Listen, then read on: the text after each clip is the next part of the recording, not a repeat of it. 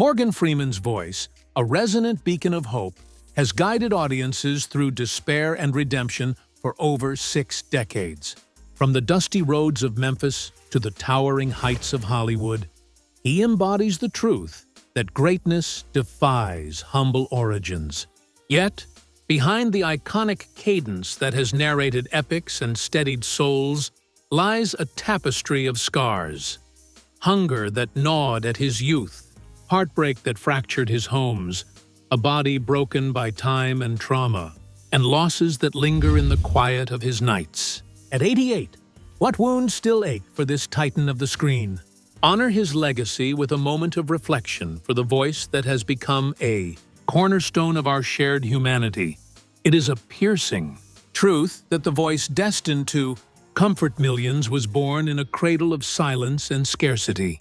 On June 1, 1937, Morgan Freeman entered the world in Memphis, Tennessee, the youngest of 5 children born to Mamie Edna Revere, a teacher turned nurse's aide, and Morgan Porterfield Freeman Sr., a barber. Their lives were tethered to survival, their modest wages a fragile thread stretched thin by the weight of 5 hungry mouths. Mamie scrubbed hospital floors until her hands cracked, her teacher's dreams buried under the necessity of keeping the family afloat. Morgan Sr.'s barber shears clicked rhythmically, but the coins they earned were never enough to outrun poverty's relentless grip. Freeman would later recall nights when hunger was a louder companion than sleep, its growl drowning out the crickets outside their ramshackle home. The weight of an empty stomach pressed heavier than the threadbare blanket draped over his narrow shoulders, teaching him early that life offered no promises, only challenges to be endured with grit and grace. When opportunity called his parents to Chicago's industrial sprawl in search of better wages, young Morgan, barely 6, was left behind in Charleston, Mississippi, under the care of his paternal grandmother, Pearl. Her sagging wooden porch, weathered by the southern sun, became both sanctuary and prison. There, he sat alone, the distant hum of church choirs weaving through the humid air, a faint echo against his solitude. His heart, heavy with a child's unspoken questions, wrestled with the vastness of absence. Why were his parents a world away? Why did the earth feel so cold, so unyielding? A battered suitcase, its leather cracked like the dreams it carried, was his constant shadow as the family drifted. Mississippi to Indiana, Illinois, and back again. Each move brought new schoolyards, new stares, new whispers branding him the outsider. The boy in patched clothes marked by want. I knew the sting of being unseen, he would later reflect, a truth that tempered his spirit into quiet steel, forging the gravitas that would one day command screens worldwide. The South of the 1940s and 1950s was a crucible of cruelty for a black boy. Segregation's blade sliced through every facet of life. School desks worn and splintered, water fountains marked by whites-only signs, dreams curtailed before they could take root. Tattered textbooks and crumbling classrooms whispered a sinister message. Children like Morgan were not meant to rise. The daily humiliation of navigating a world that branded him lesser carved deep. Each no, a lesson in injustice that fueled a quiet defiance. Yet, in this harsh soil, a spark flickered. At 9, Freeman stepped onto a school stage for a modest play, the dim glow of classroom lights casting him in a fleeting spotlight. The scattered applause from classmates and teachers was a revelation, a crack in the loneliness, a moment where he was seen not as the poor boy in hand-me-downs, but as a presence that mattered. Acting became more than a dream. It was a lifeline, a vow that his voice could pierce the silence, that his existence could reshape the world's indifference. That stage, he later said, told me who I was. The stage offered solace, but life was not done forging him. At 12, he won a statewide drama competition, his performance a quiet rebellion against the constraints of his world. Yet, the victories were small. and the losses loomed large. At 24, the death of his father to cirrhosis struck like a thunderbolt. Their bond, strained by years of distance and poverty, had been a fragile thread, but its severing cut to the core. The hunger of his youth, the ache of abandonment, the sting of segregation, and now this grief. These were the raw materials of his strength, shaping a boy who endured into a man who would inspire. With no path to college and no safety net, Freeman sought refuge in the United States Air Force at 18, dreaming of soaring above the constraints of his youth. The cockpit promised freedom, a chance to touch the sky and leave the Earth's cruelties behind.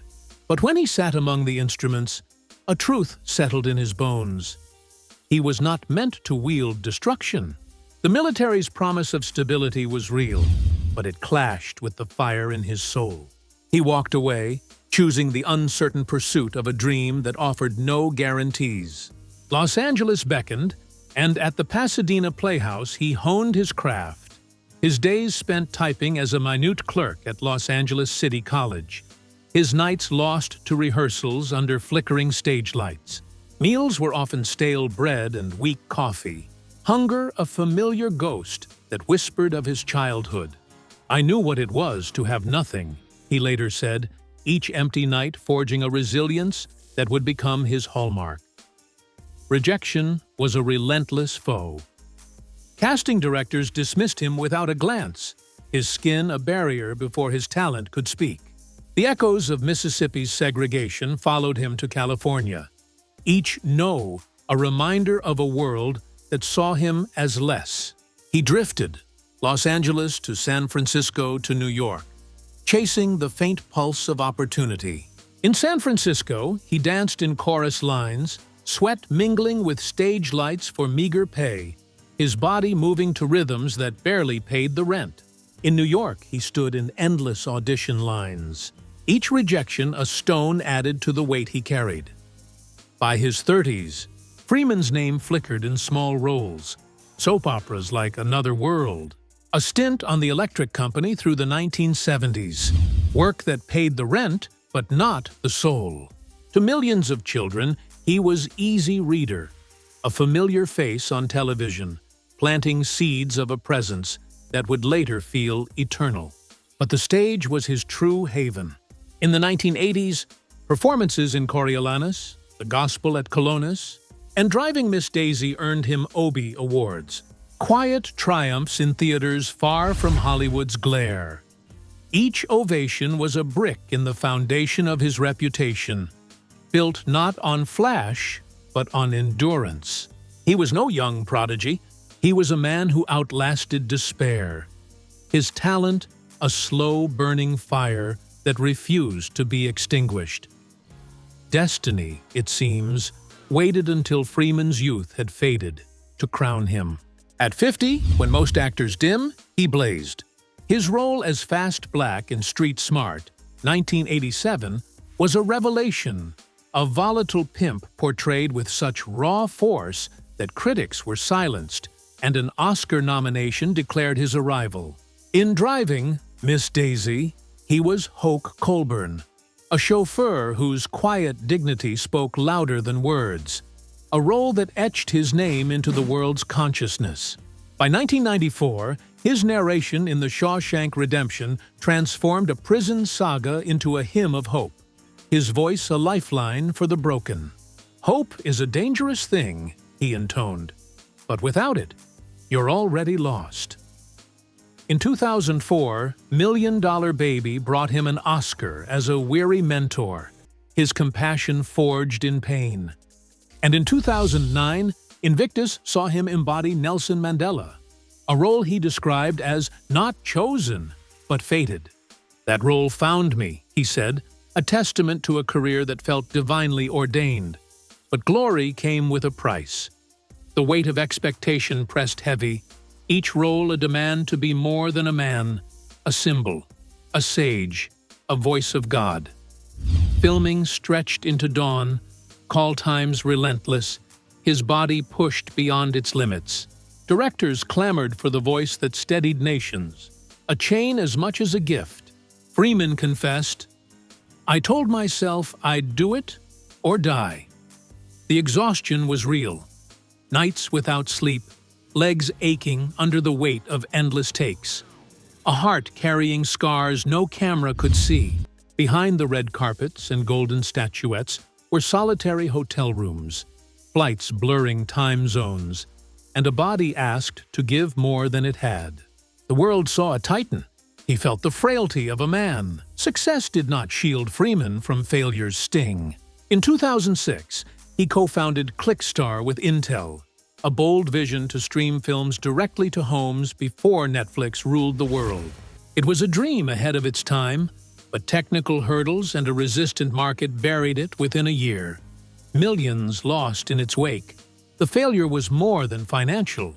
It was a wound to his vision, a reminder that even legends cannot bend the future. A decade later, Hollywood dealt another blow. The 2016 remake of Ben-Hur, with Freeman in a pivotal role, collapsed at the box office, losing nearly $80 million. Other projects, Transcendence, Last Nights, faded into obscurity. Their losses a whisper that even his presence could not save a sinking ship. Each flop was a scar, a reminder that greatness is no shield against the industry's fickle judgment. The cruelest stages were not lit by cameras, but by the quiet of broken homes.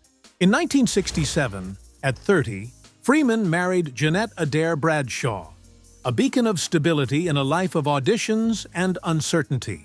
Their modest home echoed with the laughter of her daughter, Dina, whom he raised as his own, and his son, Alfonso, from an earlier relationship.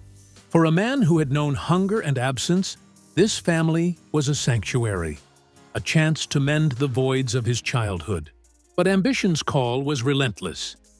Nights spent chasing roles, rehearsing under dim lamps, left Jeanette alone, bills piling on the counter, laughter fading into silence. "I wasn't there as a husband should be," he later admitted, the slow erosion of presence fracturing their bond. By 1979, after 12 years, the marriage crumbled, leaving Freeman, at 42, with a career on the cusp, but a home in ruins.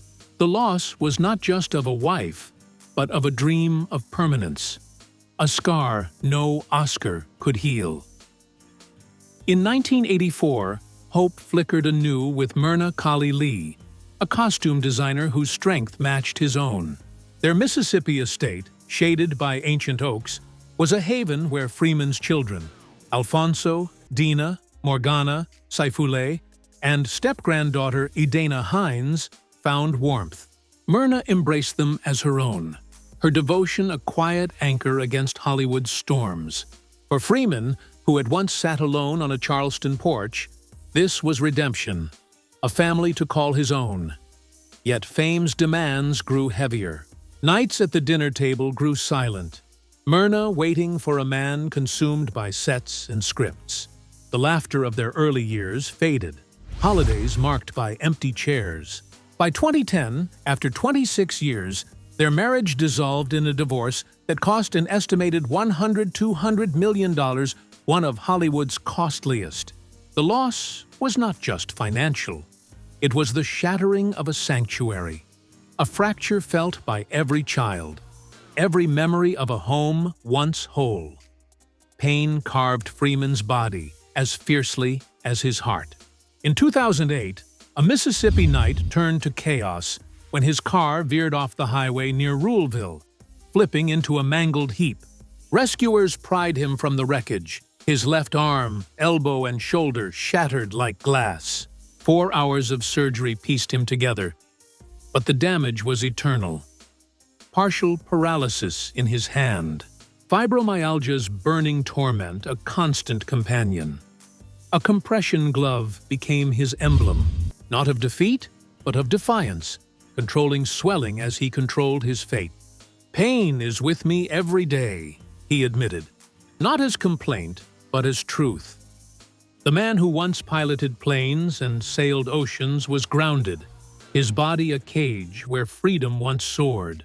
Memory, too, began to blur, Lines once memorized, now demanding more effort. A quiet betrayal of time.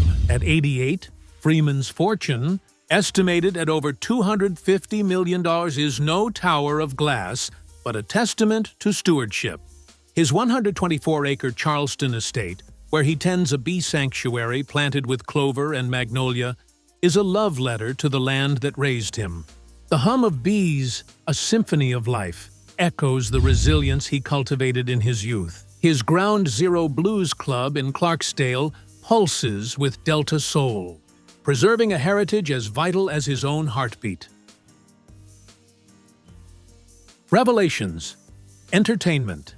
His production company has birthed projects like Madam Secretary and Invictus, a quiet empire of storytelling that amplifies voices often unheard. Once, his garage housed a 2004 Chevrolet Corvette Indy 500, a Cadillac Seville, a Tesla Model S.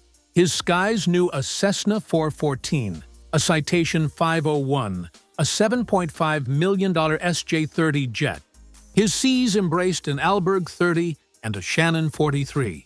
Many are gone, sold to simplify a life now focused on meaning over material, but their memory echoes a life lived unbound. Philanthropy is his lasting stage. Since 1991, his Tallahatchie River Foundation has nurtured Mississippi's children, offering scholarships and opportunities to those who, like young Morgan, dream beyond their circumstances. In 2004, the Grenada Relief Fund aided Caribbean disaster victims, a response to the shared humanity he has always championed. In 2020, he pledged $1 million for a policing reform center at the University of Mississippi, a commitment to justice rooted in the inequities he faced. In 2025, marking his 88th birthday, he committed $11 million to a global animal sanctuary network, a gift to creatures as voiceless as he once felt. "Giving is planting trees for shade you'll never sit in," he says. His legacy one of structures, schools, sanctuaries, stories that will outlive him. The 2025 loss of Gene Hackman, his friend and co-star in Unforgiven and Under Suspicion, was a stark reminder of time's march. "I lost a brother in the craft," Freeman mourned, his tribute a nod to a shared golden era fading into memory. Yet he presses on, his voice narrating Our Universe 2022 and Life on Our Planet, opening the 2022 FIFA World Cup with a presence that commands awe. Recent roles in Angel Has Fallen, The Hitman's Wife's Bodyguard 2021, and Special Ops, Lioness Defy His Frailty, each a gift to audiences sensing his final bows. His work remains a testament to a career built not on fleeting fame, but on a quiet, enduring power. Morgan Freeman is no myth, but a man who turned hunger into empathy, pain into dignity, loss into legacy. His Mississippi porch, where blues hum and scars whisper, is his final stage. The boy who once sat alone, dreaming under a southern sun, became a voice that steadied the world. If his cadence has ever lifted you through darkness, join us in honoring his light, a beacon that shines unbowed through life's fiercest storms, and subscribe it. Share your thoughts in the comments, and don't forget to like and subscribe for more dives into Hollywood's hidden history.